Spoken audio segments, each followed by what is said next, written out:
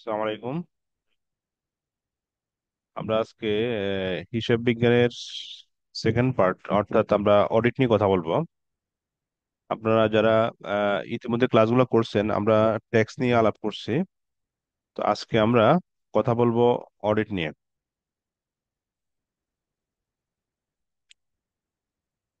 আশা করি স্ক্রিন দেখতে পারছেন। আমাদের অডিটের আজকে আমি দুটি গুরুত্বপূর্ণ বিষয় নিয়ে কথা বলবো। প্রথমে আমাদের সিলেবাসে যে টপিকগুলো দেওয়া আছে, আমরা টপিক নিয়ে কথা বলবো। তারপর এই বিষয়ে যে এমসিকিউ গুলো পরীক্ষা আসতে পারে, বা বিভিন্ন পরীক্ষায় যে এমসিকিউ আসছে, আমরা সেই বিষয়গুলো নিয়ে আলাপ করব। তাহলে আমরা প্রথমে অডিটের যে পূর্ণাঙ্গ সিলেবাস আছে, মোট আমরা দেখছি বিসিএস রিটেন সিলেবাসে মোট পাঁচটা চ্যাপ্টার আছে, আপনারা জানেন। ইন্ট্রোডাকশন আজকে আমাদের আলোচ্য বিষয়। আর 5 নম্বর হচ্ছে auditing standards and auditing profession in Bangladesh, কেমন বাংলাদেশের যে অডিটিং স্ট্যান্ডার্ড আছে সে বিষয়। তাহলে আজকের চ্যাপ্টারের মূল হচ্ছে ভূমিকা।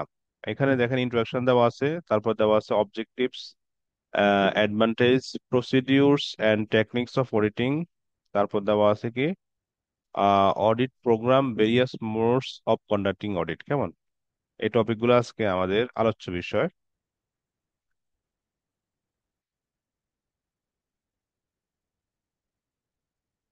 হিসাব নিরীক্ষার উদ্দেশ্য কি, সুবিধা কি, পদ্ধতি এবং কৌশল, নিরীক্ষা কর্মসূচি কি, নিরীক্ষা কার্যক্রম, বিভিন্ন পদ্ধতি। আচ্ছা, তাহলে শুরুতে আমরা ডেফিনেশন অফ অডিট বা অডিট কাকে বলে এটা একটু বোঝা দরকার। এখানে অনেকগুলো সংজ্ঞা আছে, আমি পিডিএফটা দিয়ে দিব। প্রতিষ্ঠান তথা হিসাবের সঙ্গে জড়িত নয় এমন কোন তৃতীয় ব্যক্তি দ্বারা প্রতিষ্ঠানের রক্ষিত হিসাব বইগুলির শুদ্ধতা যাচাই করার নামই হইল নিরীক্ষা। অর্থাৎ তৃতীয় কোনো ব্যক্তি দ্বারা প্রতিষ্ঠানের যে হিসাব আছে, হিসাবপত্র আছে, আর্থিক বিবরণী বা অন্যান্য সম্পদ ও দায় গুলা পরীক্ষা নিরীক্ষা করার জন্য তৃতীয়, এখানে মূল বিষয় হলো যে তৃতীয় ব্যক্তি দ্বারা, যারা প্রতিষ্ঠানের নয় এরকম কোন তৃতীয় তৃতীয় ব্যক্তি দ্বারা শুদ্ধতা যাচাই করার নামই হলো অডিট, কেমন। আচ্ছা, অডিটের অনেক সংজ্ঞা আছে এখানে, আপনারা দেখতে পারবেন, আমি পিডিএফ দিয়ে দিব। এখানে বলা আছে যে তৃতীয় ব্যক্তি দ্বারা, হ্যাঁ, যিনি প্রতিষ্ঠানের প্রথম ব্যক্তি, প্রতিষ্ঠানের অভ্যন্তরীণ কোনো ব্যক্তি নয়, এরকম নিরপেক্ষ তৃতীয় কোনো ব্যক্তি দ্বারা হিসাবের জন্য দায়ী ব্যক্তি ও ব্যক্তিবর্গ কর্তৃক লিপিবদ্ধকৃত হিসাবের বই তথ্যাদি নিরপেক্ষ পরীক্ষা করে স্বাধীন একটা মতামত দিবে, কেমন। পরীক্ষা নিরীক্ষা করে, যার উদ্দেশ্য হলো প্রস্তুতকৃত হিসাব বিবরণের সঠিকতা যাচাই করা, এবং এই অডিটর একটা স্বাধীন মতামত প্রদান করে। তাহলে তৃতীয় হিসাবপত্র সঠিকভাবে করা হয়েছে কিনা তা যাচাই করার জন্য তৃতীয় কোনো ব্যক্তি দ্বারা প্রস্তুতকৃত যে প্রতিবেদন, সেটা হলো নিরীক্ষা। নিরীক্ষার অনেক সুবিধা আছে, সেটা আমরা দেখব। মূল বিষয় হলো ভুল ত্রুটি উদ্ঘাটন করা, প্রতিষ্ঠানের নিখুঁত চিত্র, এই বিষয়গুলো আপনারা বুঝবেন, এটা মেজর ইস্যু না। আহ, তৃতীয় পক্ষের সুবিধা, আমি পিডিএফ গুলো দিয়ে একটু রিডিং দিলে হবে। আচ্ছা, এখানে আমাদের বলা আছে যে discuss the objectives of audit, কেমন। অডিটের উদ্দেশ্য কি। অডিটের উদ্দেশ্য আমরা জানি, যে প্রথম উদ্দেশ্য হলো যে ভুল ত্রুটি আছে কিনা তা যাচাই করা। আমরা যে জানি Bangladesh institute of chartered accountants, বা সিএ যেটাকে আমরা বলি, কেমন। আহ, সেটা নিরীক্ষার কাজগুলো করে থাকে। তো নিরীক্ষার একটা উদ্দেশ্য হলো যে হিসাবের ভুল ত্রুটি আছে কিনা তা খুঁজে বের করা, ভুল ত্রুটি ও দুর্নীতি সংগঠন বন্ধ করার জন্য সুপারিশ করা। আহ, তাহলে হিসাবের যে অবজেক্টিভস অফ অডিটের যদি আমরা কথা বলি, প্রাইম উদ্দেশ্য বা মুখ্য উদ্দেশ্য হলো যে হিসাবের বইয়ের যথার্থতা পরীক্ষা করা। অর্থাৎ যে হিসাব প্রস্তুত করা হয়েছে তা ঠিক আছে কি না, তা যথার্থতা পরীক্ষা করা, এটা হলো ফার্স্ট উদ্দেশ্য, কেমন।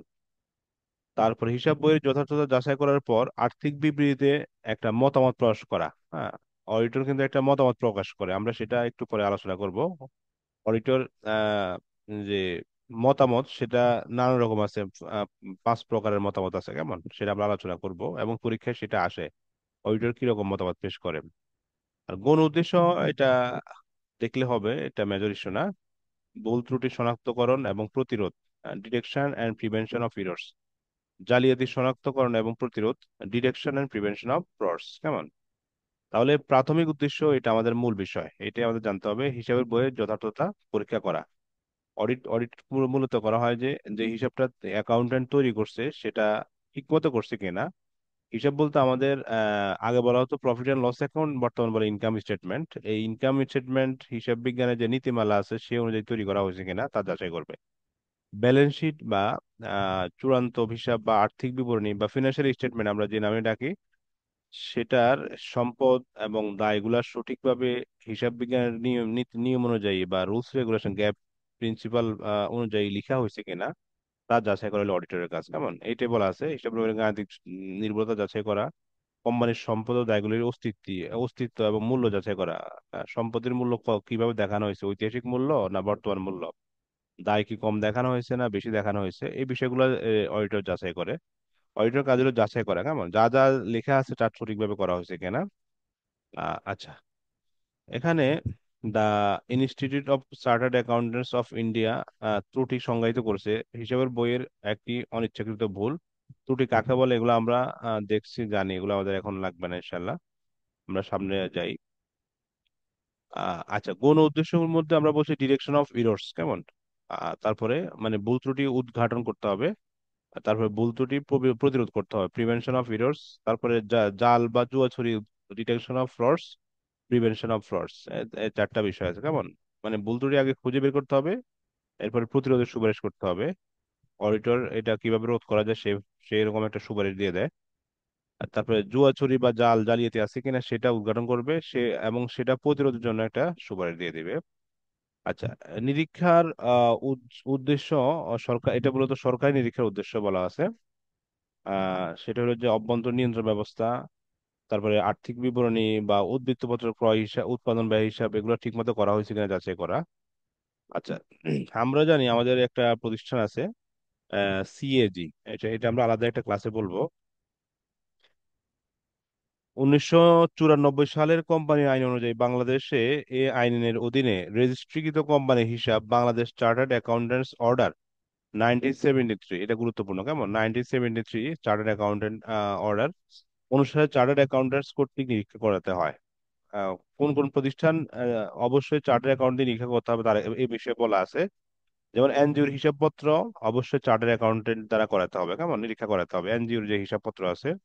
সমবায় সমিতি কোঅপারেটিভ সোসাইটির হিসাবপত্র প্রতি বছর নিরীক্ষা করাতে হয়। আচ্ছা, মানে কোন কোন প্রতিষ্ঠানের হিসাব করাতে হবে সেটা বলা আছে। রাষ্ট্রায়ত্ত কর্পোরেশনের অধীনে প্রতিষ্ঠান হিসাবগুলো 3 স্তরে নিরীক্ষা করাতে হয়: প্রাথমিক কর্পোরেশন অভ্যন্তরীণ নিরীক্ষা, মাধ্যমিক স্বাধীন পেশাজীবী নিরীক্ষা প্রতিষ্ঠান, Bangladesh controller and auditor general CAG. CAG নিয়ে আমি আলাদা কথাবার্তা বলবো, এটা নিয়ে এখন বেশি বলবো না। আচ্ছা, নিরীক্ষা কিভাবে করে এটার কাজ, প্রসিডিউর অফ অডিটিং, কেমন তারা লিখিত পরীক্ষা লাগবে, এমসিকিউ এটা তা লাগবে না। উদ্দেশ্য স্থির করা, অভ্যন্তরীণ ব্যবস্থার মূল্যায়ন, অভ্যন্তরীণ ব্যবস্থা যদি ঠিক থাকে নিরীক্ষাটা সহজ, কেমন ওরা এসে দেখে যে অভ্যন্তরীণ ইন্টারনাল সিস্টেমটা ঠিক আছে কিনা। যদি ইন্টারনাল সিস্টেমটা ঠিক থাকে তাহলে ভালো হবে আর কি, কেমন। আচ্ছা, নথিপত্র বিবরণী, ব্যবস্থাপনার গৃহীত নীতি, সিদ্ধান্ত পরীক্ষা, এগুলো আমাদের বেসিক্যালি রিটেনের জন্য। বাউচার আছে কিনা, লেনদেন সত্য যাচাই করার জন্য বাউচার অনুযায়ী লেখা আছে কিনা, এগুলো দেখে আর কি, কেমন। আচ্ছা, what is the mean of technique or strategy of audit, অডিটের স্ট্র্যাটেজি কি, এটা এগুলা লিখিত পরীক্ষার প্রশ্ন সব। এটা আমাদের বেশি কাজে লাগবে না। আচ্ছা, এখানে গুরুত্বপূর্ণ হলো যে বিভিন্ন প্রকার নিরীক্ষার কর্মকৌশল, অভ্যন্তরীণ নিয়ন্ত্রণ ও নিয়ন্ত্রণ ব্যবস্থার অনুসন্ধান। একটা প্রতিষ্ঠানে যদি ইন্টারনাল কন্ট্রোল এবং ইন্টারনাল চেক সিস্টেম চালু থাকে তাহলে প্রতিষ্ঠানের অডিটটা সহজ হয়, যেহেতু এখানে আগেই ইন্টারনাল কন্ট্রোল আছে, কেমন ইন্টারনাল চেক সিস্টেম থাকে, এই জন্য আগে অডিটর এসে এগুলো আছে কিনা দেখে, যদি দেখে এগুলো নাই তখন তার কাজ বেড়ে যায় এবং সে সবগুলো চেক করতে হয়। এক্সামিনেশন অফ অ্যাকাউন্টিং সিস্টেম, মানে মানে একজন অডিটর এসে কিভাবে কাজগুলো করবে সেই জন্য সে আগে প্রতিষ্ঠানের অবস্থা দেখে, প্রতিষ্ঠান কিরকম, হ্যাঁ। হিসাব বিশ্লেষণ, অ্যানালাইসিস অফ অ্যাকাউন্টস, যদি দেখে যে আগ থেকে এগুলো রেডি করা থাকে তাহলে তার জন্য সহজ, না হলে সে পুরোটাই দেখে আর কি। আচ্ছা, যাই হোক, নিরীক্ষা program, what is audit program. নিরীক্ষা প্রোগ্রাম বলতে নিরীক্ষা কর্মসূচি সঠিকভাবে করার জন্য 3টি বিষয়ের প্রতি গুরুত্ব দেওয়া হয়। একটা অডিট প্রোগ্রাম যখন করা হয় তারা কিছু কাজ হাতে নিয়ে চলে আসে, কেমন হুট করে বসে না। কার্যসূচিকে ছোট ছোট ভাগে ভাগ করা হয়, এক এক কাজকে এক এক সহকারীর মধ্যে দায়িত্ব দায়িত্ব বন্টন করে দেওয়া হয় আর কি, কে কোন কাজ করবে, কে কোনটা দেখবে, এটা ভাগ করে দেওয়া হয়। কর্মচারীদের যোগ্যতা ও অভিজ্ঞতা অনুযায়ী কাজ বন্টন করে দেওয়া, হ্যাঁ, ওয়ার্ক ডিস্ট্রিবিউশন। কাজগুলোকে যে যে কাজটা ভালো বোঝে তাকে সে অনুযায়ী দিতে হয়। তাহলে নিরীক্ষা কার্যসূচি হলো যে কাজটাকে সুন্দর এবং দ্রুত করার জন্য একটা নির্দিষ্ট সময় দক্ষ ও কার্যকরভাবে নিরীক্ষা কাজ সম্পাদন করার জন্য নিরীক্ষককে কাজ করার আগে যে গ্রহণযোগ্য ও সুচিন্তিত পরিকল্পনা প্রণয়ন করতে হয় তাকে নিরীক্ষা কার্যসূচি বলে। অর্থাৎ নিরীক্ষা কাজ পরিচালনা করার জন্য একটা অ্যাডভান্স প্ল্যান আর কি, কে কোন কাজ করবে কে কোনটা চেক করবে সেটা আগে যখন তারা ঠিক করে ফেলে সেটা হলো নিরীক্ষা কার্যসূচি। কাজকে ভাগ করে ফেলা, কাজকে বন্টন করা এবং বন্টন করার সময় অভিজ্ঞতা এবং দক্ষতা অনুযায়ী বন্টন করা। নিরীক্ষক তার নিরীক্ষা কার্য সুষ্ঠুভাবে সম্পাদনের জন্য তার নিজের এবং অধীনস্থদের জন্য যে গ্রহণযোগ্য ও সুচিন্তিত পরিকল্পনা করে তাকে নিরীক্ষা কার্যসূচি বলে। কেমন? নিরীক্ষা অডিট প্রোগ্রাম, এটা কি অডিট প্রোগ্রাম? অডিট প্রোগ্রাম কি আগে আমাদের বুঝতে হবে, তাহলে পরবর্তী আমাদের এমসিকিউ গুলো আনসার করা সহজ হবে। আচ্ছা, এই যে কার্যসূচি কেন গুরুত্বপূর্ণ আমরা বলছি যে একটু আগে কাজের সুষম বন্টন থাকবে, কাজের পরিধি নিরূপণে সহায়তা হবে। আচ্ছা, নিরীক্ষা কার্যসূচি প্রণয়নের বিবেচ্য বিষয়সমূহ এগুলো সবগুলো লিখিত পরীক্ষা আসছে, এখানে এমসিকিউ তে এগুলা তেমন কাজে লাগবে না। আমরা সামনের দিকে দেখি। নিরীক্ষা নোট বই কি, এটা আসছিল একবার পরীক্ষা। নিরীক্ষা নোট বই কি? এটা নিরীক্ষা নোট বইয়ের আলোচ্য বিষয় কি কি থাকে? উম আচ্ছা, নিরীক্ষা কার্যসূচি সূচি আমরা একটু আগে বলছি, একটি নিরীক্ষা কাজের একটি সংক্ষিপ্ত অথচ সামগ্রিক লিখিত পরিকল্পনা হচ্ছে নিরীক্ষা কার্যসূচি। একটা নিরীক্ষা কার্যক্রম পরিচালনা করার আগেই তার একটা সামগ্রিক লিখিত পরিকল্পনা থাকে কিভাবে কাজগুলো করবে, একটা প্ল্যান আর কি, পরিকল্পনা, হ্যাঁ লিখিত পরিকল্পনা, সেটা হলো নিরীক্ষা কার্যসূচি। আর এটি নিরীক্ষা কার্য সংক্রান্ত একটি গুরুত্বপূর্ণ বই। কেমন? একটা নোট বই আর কি, নোট বই, ডায়েরি। আচ্ছা, উদ্দেশ্য কর্মচারীদের মধ্যে সঠিকভাবে কার্য বন্টন এবং নির্দিষ্ট সময়ের মধ্যে নিরীক্ষা কার্য সম্পন্ন করা হলো এর উদ্দেশ্য। নিরীক্ষা নোট করা হয়েছে নিরীক্ষা কার্যের গুরুত্বপূর্ণ তথ্য সংরক্ষণের উদ্দেশ্য। কোনো কিছু নোট করতে সাথে সাথে এখানে নিরীক্ষা নোট বইতে নোট করা হয়। কেমন? আচ্ছা, এটা হলো আমাদের পরীক্ষায় আসছে অনেকবার। নিরীক্ষা প্রতিবেদন কত প্রকার এই বিষয়ে আমাদের বুঝতে হবে। কেমন? নিরীক্ষা প্রতিবেদন আমরা এখানে দেখাচ্ছি 5 ধরনের নিরীক্ষা প্রতিবেদন হয়। শর্তহীন নিরীক্ষা প্রতিবেদন, শর্তযুক্ত নিরীক্ষা প্রতিবেদন, বিরূপ নিরীক্ষা প্রতিবেদন, অস্বীকৃতি, খণ্ডিত বা আংশিক নিরীক্ষা প্রতিবেদন। এই 5 প্রকার আমাদের মনে রাখতে হবে, আমরা এটা বিস্তারিত আলোচনা করব। শর্তহীন নিরীক্ষা প্রতিবেদন এটা সবচেয়ে ভালো প্রতিবেদন আর কি। হ্যাঁ, আনকোয়ালিফাইড যদিও বলা হয় আনকোয়ালিফাইড, কেমন আনকোয়ালিফাইড শুনতে খারাপ হইলেও এই এই প্রতিবেদন সবচেয়ে ভালো, শর্তহীন। মানে অডিটর যেখানে কোনো শর্ত না দিয়ে রিপোর্ট দিয়ে দেয় যে এই এই আর্থিক বিবরণীটা ভালো বা তাদের হিসাবটা ভালো, কোনো প্রকার শর্ত পরিবর্তন ছাড়াই আর্থিক বিবরণীর বিশ্বস্ততা সম্বন্ধে শর্তহীন মতামত দেওয়া হলো শর্তহীন প্রতিবেদন। মানে যে হিসাবটা সবচেয়ে ভালো সেটাকে আমরা বলি আনকোয়ালিফাইড অডিট রিপোর্ট। এটা আনকোয়ালিফাইড মানে অনুত্তীর্ণ না, কেমন? আনকোয়ালিফাইড মানে হলো শর্তহীন। হ্যাঁ, অর্থাৎ নিরীক্ষক পরীক্ষা নিরীক্ষা করার পরে যে যখন সে সন্তুষ্ট হয়, কোন রকম শর্ত না দিয়ে পরিবর্তন ছাড়াই আর্থিক বিবরণীর বিশ্বস্ততা সম্বন্ধে শর্তহীন মতামত দেওয়া হলো শর্তহীন প্রতিবেদন। হ্যাঁ, আর্থিক বিবরণী, উদ্ধৃতপত্র, আয় বিবরণী, মালিকানা সত্ত্ব বিবরণী, নগদ প্রবাহ বিবরণী অন্তর্ভুক্ত এবং এর সঠিকভাবে করা হয়েছে। কেমন? মানে সে সন্তুষ্ট থাকে আর কি। তারপরে সে নিরীক্ষা কার্য নিয়োগ ও পরিচালনা সাধারণত গৃহীত গ্যাস, হ্যাঁ, গ্যাস অনুসরণ করা হয়েছে, গ্যাফের পূর্ণাঙ্গ বাস্তবায়ন। এই যে শর্তযুক্ত নিরীক্ষা প্রতিবেদন, কোয়ালিফাইড, এটা যদিও কোয়ালিফাইড লেখা আসলে এখানে একটু ঘাবলা আছে। কেমন? মানে নিরীক্ষক যখন প্রতিবেদন জমা দেয় সে কিছু শর্ত দিয়ে দেয়, কিছু যে এখানে গ্যাপ মানা হয় নাই, এখানে সম্পত্তি বেশি দেখানো হয়েছে, এখানে অবশ্যই কম, এই ধরনের কিছু শর্ত জুড়ে দেওয়া শর্তযুক্ত নিরীক্ষা প্রতিবেদন। আচ্ছা, অ্যাডভার্স অডিট রিপোর্ট, অস্বীকৃতি অডিট রিপোর্ট, অস্বীকৃতি মানে সে যখন মতামত দিতে অনিচ্ছা যদি কোনো পরিধির সীমাবদ্ধতার কারণে অগোচর রয়ে যায়, ভ্রান্তির সম্ভাবনা প্রকৃতি থাকে, অর্থাৎ এখানে সে অস্বীকৃতি জানায় এবং সে অস্বীকৃতির কারণটাও লিখে দেয়। আচ্ছা, আমরা এটা একটু পরে আলোচনা করবো একটু। আহ সরকারি নিরীক্ষা বলতে কি বোঝায়? বাংলাদেশের কম্ট্রোলার এন্ড অডিটর জেনারেল, সিএজি যেটাকে বলে, বাংলাদেশ সরকার বিভিন্ন বিভাগের জন্য বিভাগীয় আইন অনুযায়ী নিরীক্ষা করে থাকে। সরকারি হিসাবপত্র পরীক্ষার কাজ শেষ হলে কম্ট্রোলার এন্ড অডিটর জেনারেল হিসাব সংক্রান্ত তার রিপোর্ট রাষ্ট্রপতির কাছে পেশ করে। সরকারি নিরীক্ষাকে বিধিবদ্ধ নিরীক্ষাও বলে। সরকারি নিরীক্ষা বাধ্যতামূলক, কেমন? এই জন্য এটা বিধিবদ্ধ নিরীক্ষা।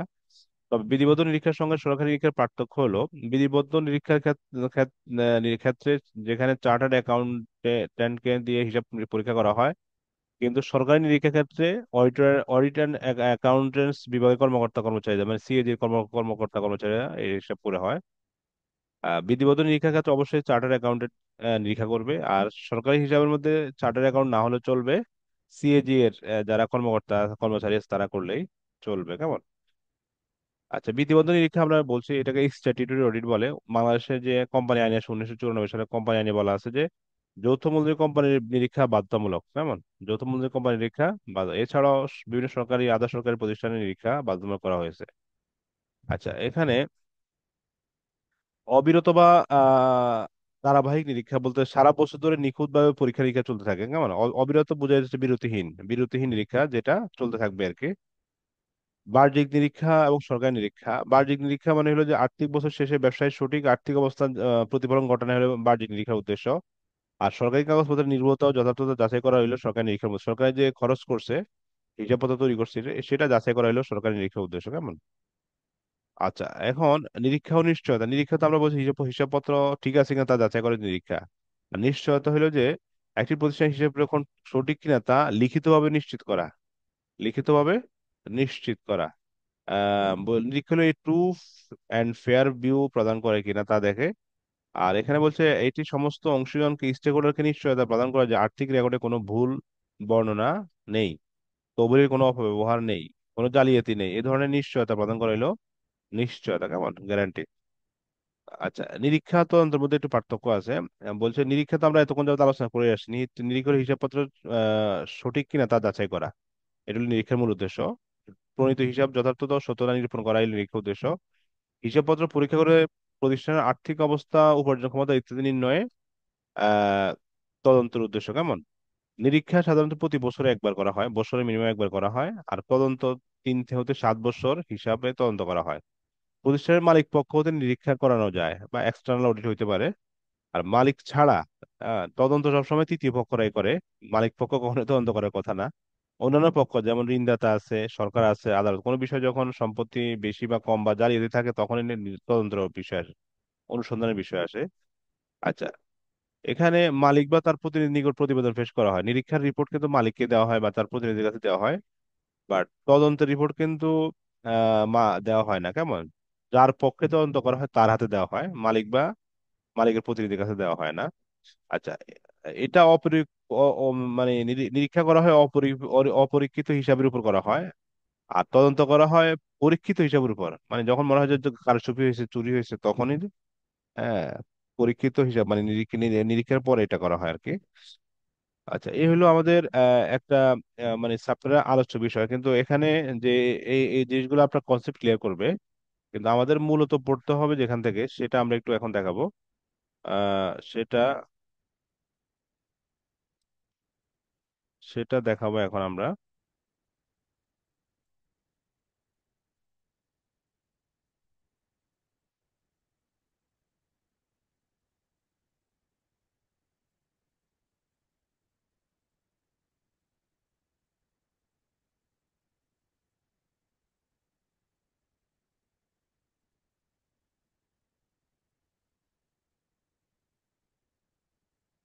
আমাদের এখানে বরাবরই সিলেবাসটা দেওয়া আছে, আপনারা যদি লক্ষ্য করেন সেটা সিলেবাস। সিলেবাস আমরা একটু আগে দেখাইছি, এটা নিয়ে কথা বলবো না। নিরীক্ষার উদ্দেশ্য আমরা বলছি একটু আগে, নিরীক্ষার মূল উদ্দেশ্য হলো যে হিসাবে যথার্থতা নিরূপণ ও প্রত্যয়ন, এটা হচ্ছে মূল উদ্দেশ্য। হিসাবটা ঠিক আছে কিনা তা যথার্থতা নিরূপণ করা এবং প্রত্যয়ন করতে হবে, কেমন? অডিটর কিন্তু একটা প্রত্যয়ন দেয়, প্রত্যয়ন মানে মতামত দেয় আর কি, লিখিত মতামত দেয়, সেটাকে বলে প্রত্যয়ন, অ্যাসুরেন্স, কেমন? মানে এই রিপোর্টটা ঠিক আছে অথবা ঠিক নাই, এই একটা প্রত্যয়ন দেয়। আর গড় উদ্দেশ্য আমরা দেখাই যে ভুল ত্রুটি উদ্ঘাটন, জুয়া চুরি উদ্ঘাটন, ভুল ত্রুটি ও জুয়া চুরি প্রতিরোধ, কেমন? আগে উদ্ঘাটন করবে তারপর প্রতিরোধ করবে। আচ্ছা, হিসাব বিজ্ঞান আর নিরীক্ষার মধ্যে পার্থক্য একটু আগে বললাম।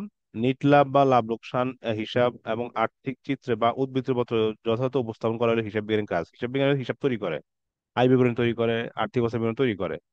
এই তৈরিকৃত হিসাব এটা ঠিক আছে কিনা তা যাচাই করা হলো নিরীক্ষা, কেমন? সত্যতা ও যথার্থতা সঠিকতা যাচাই করা হলো নিরীক্ষা এবং নিরপেক্ষ মতামত দেওয়া, এটা হলো হিসাব। হিসাব বিজ্ঞান হলো হিসাব প্রক্রিয়ার মাধ্যমিক বা দ্বিতীয় স্তর, আর নিরীক্ষা হলো তৃতীয় স্তর। অর্থাৎ হিসাব বিজ্ঞান আগে হিসাব করে, আর হিসাবটা ঠিক আছে কিনা পরে নিরীক্ষা করা হয় আর কি। এখানে আর্থিক ফলাফল নির্ণয় এবং আর্থিক চিত্র উপস্থাপনের জন্য প্রয়োজনীয় আর্থিক বিবরণী তৈরি করা হয়। আচ্ছা, যে যে হিসাবটা তৈরি করা হয়েছে সেটা সঠিকতা যাচাই করা এবং প্রস্তুতকৃত আর্থিক বিবরণী যথাযথতা পরীক্ষা করা হলো নিরীক্ষার কাজ, কেমন? আচ্ছা, অ্যাকাউন্টিং এ প্রতিবেদন প্রয়োজন হয় না, নিরীক্ষাতে অবশ্যই একটা রিপোর্ট বা প্রতিবেদন তৈরি বাধ্যতামূলক। হ্যাঁ, রিপোর্টটা ঠিক আছে কিনা, হিসাবটা ঠিক আছে কিনা এই মর্মে একটা প্রতিবেদন দিতে হয় আর কি। আচ্ছা, এটা আমরা একটু আগে বারবার বলছি, এটা আসার মতো একটা প্রশ্ন। নিরীক্ষার উদ্দেশ্য হলো যে হিসাবের যথার্থতা নিরূপণ ও প্রত্যয়ন, হিসাবের যথার্থতা নিরূপণ ও প্রত্যয়ন। কি যথার্থতা নিরূপণ করবে? Determination of accuracy accounts and financial statements, কেমন? অর্থাৎ কতে বলা আছে সকল আর্থিক কার্যাবলীর সত্যতা নিরূপণ করতে হবে, হিসাবের যে গ্যাপ গ্যাপ নীতি অনুসরণ করা হয়েছে কিনা তা যাচাই করতে হবে। Gap, generally accepted accounting principal, কেমন? আর্থিক বিবরণী ঠিকমতো উপস্থাপন করা হয়েছে কিনা তা যাচাই করতে হবে। এটা সম্পত্তির যথাযথ উপস্থাপন হয়েছে কিনা, অবচয় বেশি না কম দেখানো হয়েছে, কেমন? আর্থিক বিবরণীতে প্রদর্শিত সম্পদ ও দায়ের অস্তিত্ব, এমন সম্পদ দেখাচ্ছে এটার অস্তিত্ব নাই, এরকম সম্পদ আছে কিনা খুঁজে বের দেখতে হবে। গৌণ উদ্দেশ্যগুলো আমরা আলোচনা করছি, এখন আর বলবো না। এখন এখানে প্রশ্ন যেটা আছে, নিরীক্ষা কাকে বলে সেটা আমরা বলছি যে তৃতীয় পক্ষ দ্বারা হিসাবপত্র যাচাই করা হলো নিরীক্ষা, এবং স্বাধীন একটা মতামত তৈরি করতে হবে। অডিটর কে? যিনি নিরীক্ষা করেন তিনি এলো অডিটর, কেমন, বা নিরীক্ষক। যে অভিজ্ঞ নিরপেক্ষ ব্যক্তি হবে সে, নিরপেক্ষ ব্যক্তি দ্বারা প্রতিষ্ঠানের হিসাবপত্রের পরীক্ষা কার্য সম্পাদন করা হলে নিরীক্ষক বলে। তদন্ত বা ইনভেস্টিগেশন কি?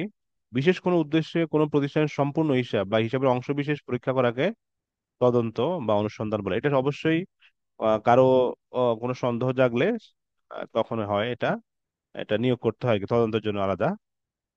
নিরীক্ষা কিন্তু তদন্ত করে না, নিরীক্ষা হচ্ছে হিসাবটা যা দিচ্ছে তাই যাচাই করে, আর তদন্ত এসে কিন্তু সবগুলো চেক করে, গোপন কিছু আছে কিনা খুঁজে বের করার চেষ্টা করে।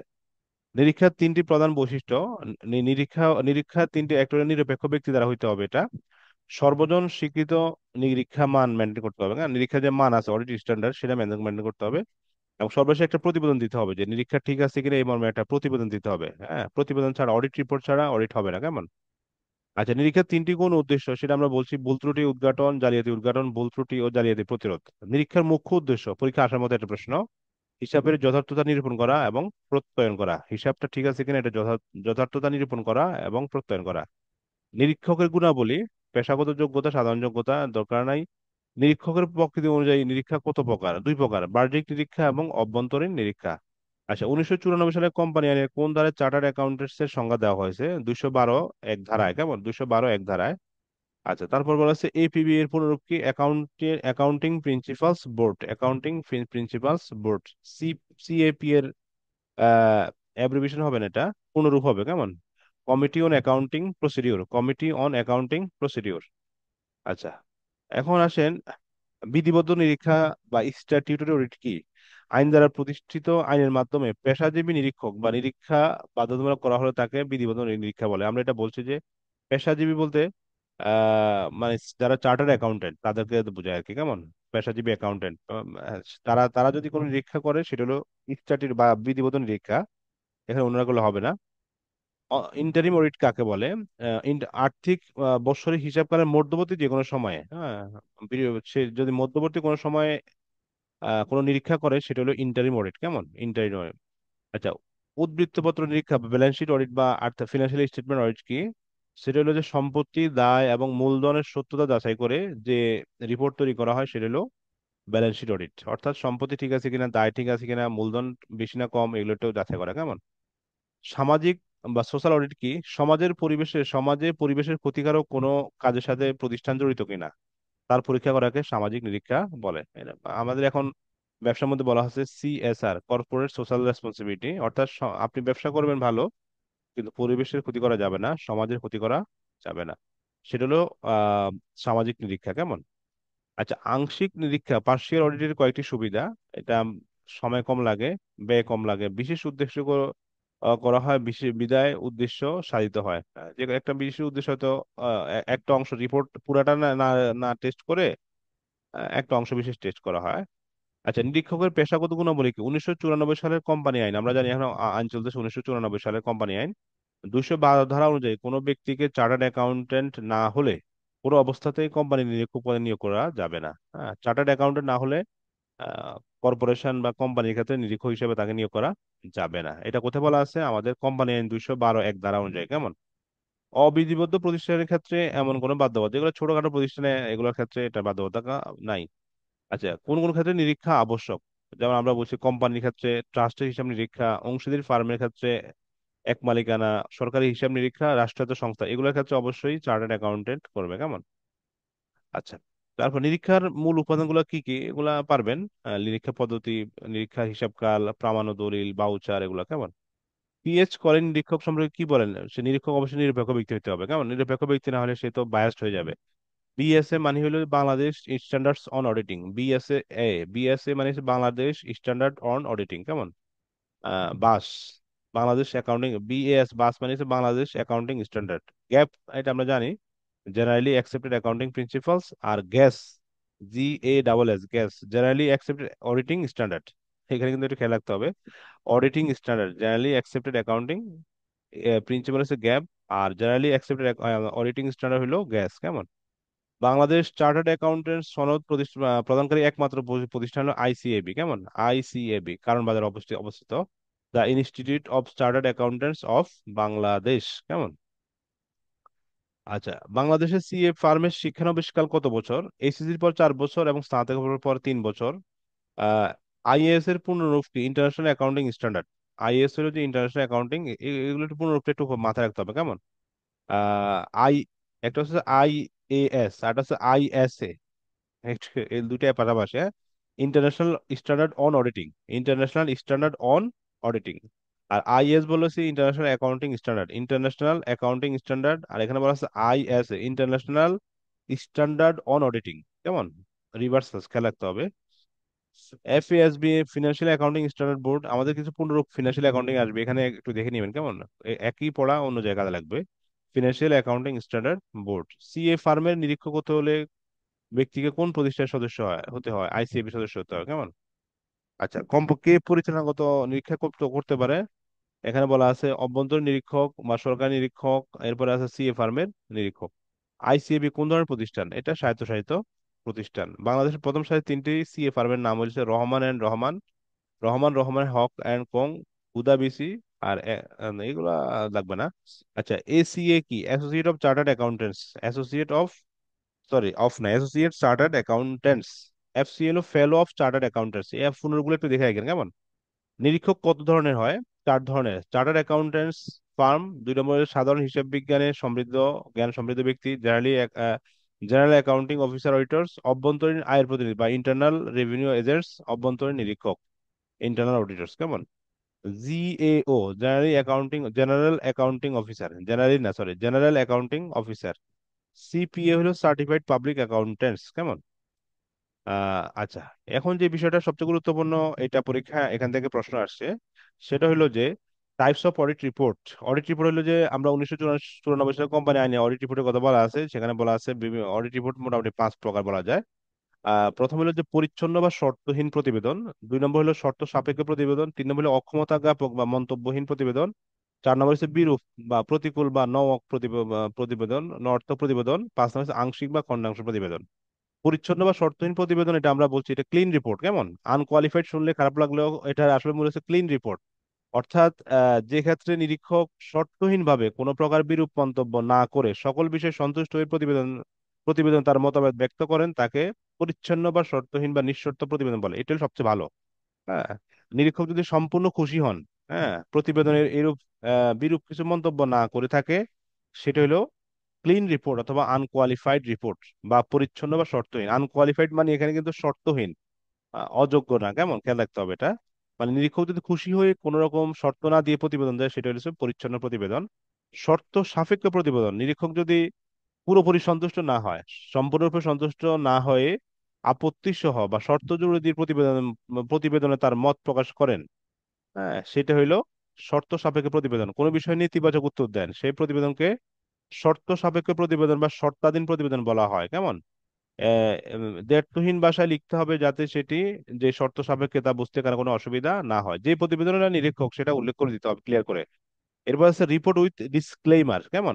অক্ষমতা জ্ঞাপক বা মন্তব্যহীন প্রতিবেদন, যদি অডিটর নিরপেক্ষভাবে মন্তব্য করতে না চান যে আমি এটা রিপোর্ট দিতে পারবো না, সে কেন দিতে পারবে না সেটা বলতে হবে। কেমন? এখানে বলা আছে যদি কোনো মত পার্থক্য থাকে, এই সম্পর্কিত কোনো দায়িত্ব নিরীক্ষক নিতে না চান, অথবা সঙ্গত কারণে নিরীক্ষক মতামত দিতে অক্ষম হন, মানে এমন কোনো বিষয় আছে যেটা কারণে উনি মতামত দিতে চাচ্ছেন না, তাহলে যে প্রতিবেদন তিনি অক্ষমতা প্রকাশ জ্ঞাপন করবেন, তাকে মতামত দান করবেন তাকে অক্ষমতা বা প্রতিবেদন বলে।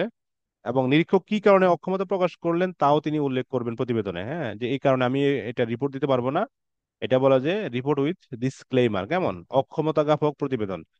আচ্ছা, তারপর বিরূপ বা প্রতিকূল প্রতিবেদন, অ্যাডভার্স বা নেগেটিভ রিপোর্ট, যদি কোনো হিসাবপত্র পরীক্ষা করে নিরীক্ষক যদি দেখেন যে দেখেন যে হিসাবপত্রে কোনো কিছু ত্রুটি বিচ্যুতি আছে যার জন্য চূড়ান্ত হিসাব কোম্পানির বিষয়াদির কারবারের ফলাফল একটি সঠিক সুষ্ঠু ধারণা প্রদান না করে, তখন নিরীক্ষক কোম্পানি হিসাবপত্র বিরূপ মন্তব্য করতে পারে, কেমন।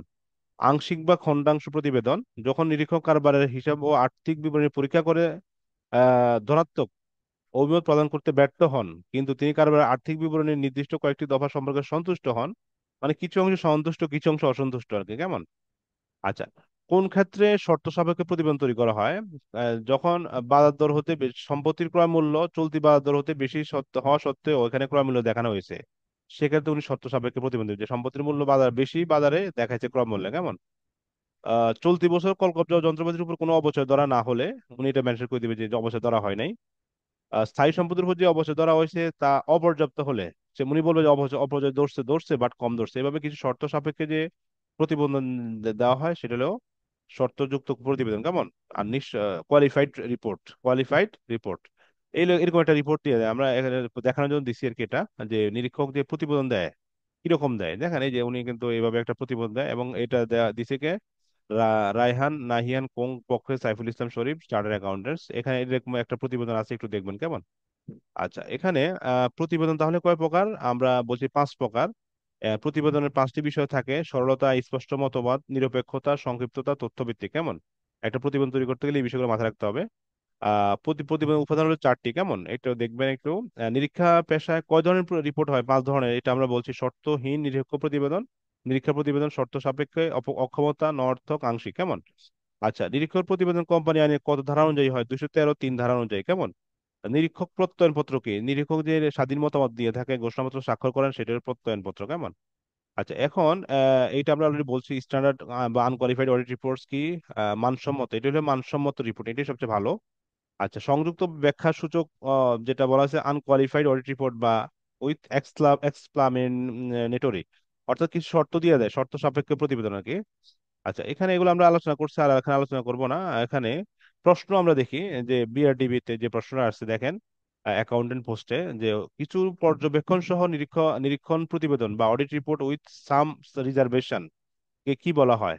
যদি কোনো শর্ত দিয়ে দেয়, অবজারভেশন দিয়ে দেয়, তাহলে সেটাকে আমরা কি বলবো? কোয়ালিফাইড অপিনিয়ন নাকি? কোয়ালিফাইড অপিনিয়ন, হ্যাঁ, শর্ত সাপেক্ষ। আর যদি একবার কোনো শর্ত ছাড়াই আমরা রিপোর্ট দিই সেটা হচ্ছে আনকোয়ালিফাইড, কেমন। শর্তহীন নিরীক্ষা প্রতিবেদন প্রকাশ করে যে নিরীক্ষক তার নিরীক্ষা কার্য মন্তব্য করে সেটা হচ্ছে আনকোয়ালিফাইড বা ক্লিন অডিট রিপোর্ট। আর শর্ত সাপেক্ষ হয়ে যদি কোনো আপত্তি সহ বা অবজারভেশন সহ কোনো রিপোর্ট দেয় সেটা হলো কোয়ালিফাইড অডিট রিপোর্ট। তাহলে এখানে বলা আছে যে কিছু পর্যবেক্ষণ সহ নিরীক্ষা প্রতিবেদন দিলে সেটা হলো কোয়ালিফাইড অপিনিয়ন, কেমন, কোয়ালিফাইড অপিনিয়ন। আচ্ছা, a while government and compliant company is likely to have an audit opinion, কেমন। যদি এই well government and compliant company, তাহলে যদি কোনো well government and compliant company is likely to have an dash audit opinion, এটা কোন ধরনের opinion? Qualified নাকি আনকোয়ালিফাইড? এটা হইলো প্রশ্ন, কেমন।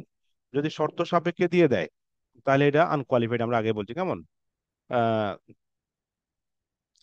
আচ্ছা, তারপরে আছে which standard governs the auditors report on financial statement, কেমন। ফিনান্সিয়াল স্টেটমেন্ট তৈরি করার ক্ষেত্রে যে কিছু স্ট্যান্ডার্ড আছে, কেমন, হুইচ স্ট্যান্ডার্ড, এখন বলছে কোন স্ট্যান্ডার্ড ফলো করা হয় ফিনান্সিয়াল স্টেটমেন্ট তৈরি করার ক্ষেত্রে।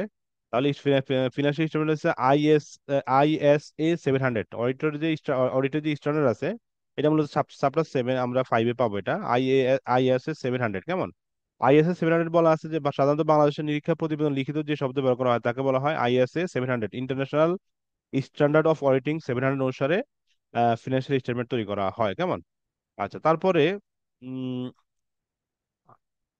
বলছে যে what audit procedures involve evaluating the operating effectiveness of A control, কেমন। এটা বলে সাবস্ট্যান্ডিং টেস্টিং। বলছে যে যেসব পরীক্ষা কার্য পদ্ধতির মাধ্যমে আর্থিক বিবরণীর প্রদত্ত তথ্যের পূর্ণাঙ্গতা, নির্ভুলতা, বৈধতার সপক্ষে প্রমাণ সংগ্রহ করা হয় তাকে বাস্তব কার্যপ্রণালী বা সাবস্ট্যান্টিভ টেস্ট বলা হয়। অর্থাৎ তথ্য আমরা যে টেস্ট করব, তো টেস্টের জন্য নির্ভুলতা থাকতে হবে, পূর্ণাঙ্গতা থাকতে হবে, বৈধ থাকতে হবে। এগুলোর ভিত্তিতে যখন টেস্ট করবো সেটাকে আমরা সাবস্ট্যান্টিভ টেস্ট বলবো, কেমন? আচ্ছা, এখানে অডিট বলতে কি বোঝায়? তা আমাদের প্রশ্ন, অডিট বলতে কি বোঝায়? খ নম্বর, প্রতিষ্ঠানের হিসাবপত্র যাচাই ও নিরীক্ষণ। আমরা এতক্ষণ যা বলছি, অডিট মানে হলো হিসাবপত্র যাচাই করা, কেমন? নিচের কোনটি অডিটের মূল উদ্দেশ্য, কেমন? গ নম্বর, আর্থিক প্রতিবেদনের যথার্থতা যাচাই করা। আর্থিক প্রতিবেদনের 3 নম্বর প্রশ্ন, নিরীক্ষকের অডিটর প্রধান দায়িত্ব কি? হিসাবপত্রের নিরীক্ষণ ও মতামত প্রদান। অডিট রিপোর্ট কি? নিরীক্ষকের মতামত সহ প্রতিবেদন। এগুলো আমরা এতক্ষণ যাবত আলোচনা করছি, এখন প্র্যাকটিস দেখতেছি, কেমন? নিরীক্ষকের মতামত সহ প্রতিবেদন। ইন্টারনাল অডিট সাধারণত কারা করে? প্রতিষ্ঠানের অভ্যন্তরীণ কর্মী। ইন্টারনাল অডিট মানে অভ্যন্তরীণ। এক্সটার্নাল অডিট কারা করে? এক্সটার্নাল অডিট বাইরে, এক্সটার্নাল কর্মীরা করে।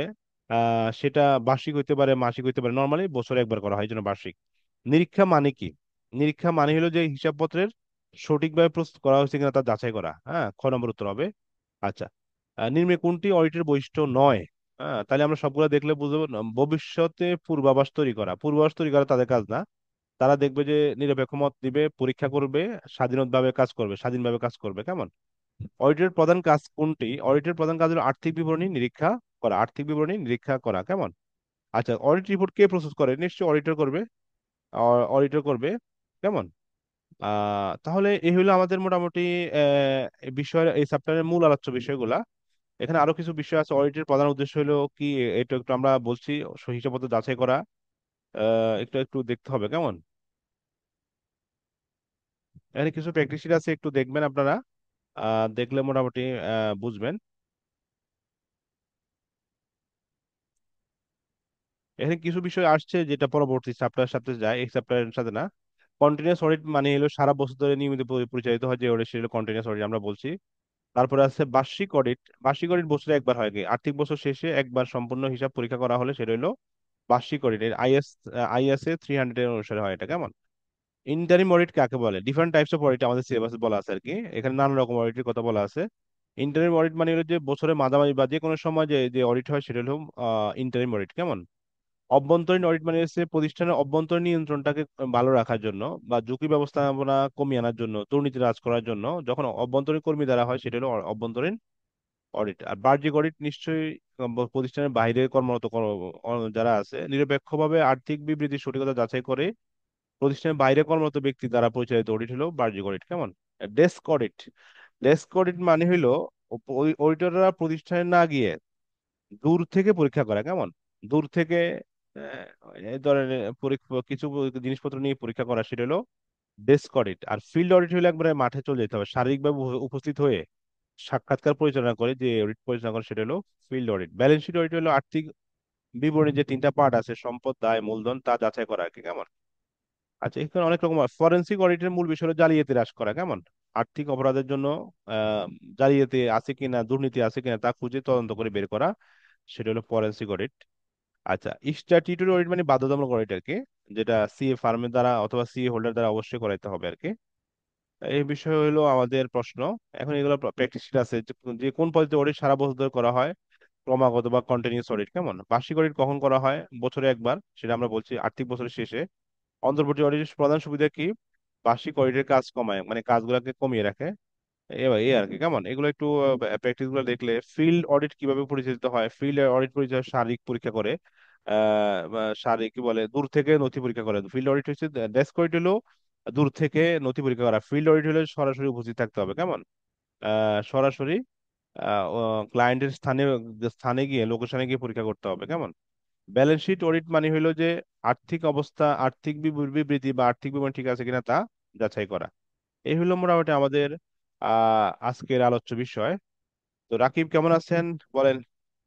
আমাদের মোটামুটি এই হলো আজকে সিলেবাস। আমরা, আসসালামু আলাইকুম স্যার। হ্যাঁ, আছি আলহামদুলিল্লাহ। স্যার ভালো আছেন স্যার? হ্যাঁ বলেন। ভালো, স্যার আলহামদুলিল্লাহ। আজকে আমি নতুন ফার্স্ট জয়েন করলাম, বাট এর আগে আপনার ক্লাস দিচ্ছিলাম ইউটিউবে। এটা থেকে আমি আসলে কোর্সে এনরোল হওয়া। স্যার একটা হুম। কোশ্চেন ছিল যে আপনি যেগুলো হাইলাইট করে দিয়েছেন এগুলো কি মোস্ট ইম্পর্টেন্ট, না আমরা ওই হ্যাঁ, হ্যাঁ, টপিক হ্যাঁ, গুলাই বেশি করে হ্যাঁ, না দেখবো? না, ওই যেগুলা দাগানো হয়েছে এগুলো একটু অবশ্যই পড়বেন, যেহেতু রিটেন না, ওই জন্য ওগুলাকে একটু গুরুত্ব দিয়ে দেওয়া হয়েছে আর কি। এগুলাই মানে সিলেবাস সাথে এগুলো যায় আর কি বেশি, হ্যাঁ। এই আর কি, এগুলো পড়লে আপনি কনসেপ্টটা বুঝতে পারবেন আর কি। আর এমসি গুলো বুঝতে প্র্যাকটিস করে পারছি। নিন, এখানে যে পিডিএফটা আমি পিডিএফটা দিয়ে দিব, এমসি গুলো প্র্যাকটিস করবেন, হ্যাঁ। ঠিক আছে স্যার। আর স্যার ওই যে এখন তো আপনি জানেন অলরেডি তো ডেট তো দিয়ে দিচ্ছে পরীক্ষা 10 তারিখ। কারণ 10 তারিখের আগে আমাদের যে সাবজেক্ট ওয়াইজ যেগুলো সিলেবাস দেওয়া হয় সেগুলো কি ইনশাল্লাহ কমপ্লিট হবে না স্যার? হ্যাঁ হ্যাঁ, সিলেবাস শেষ। আপনারা এখন এখন 47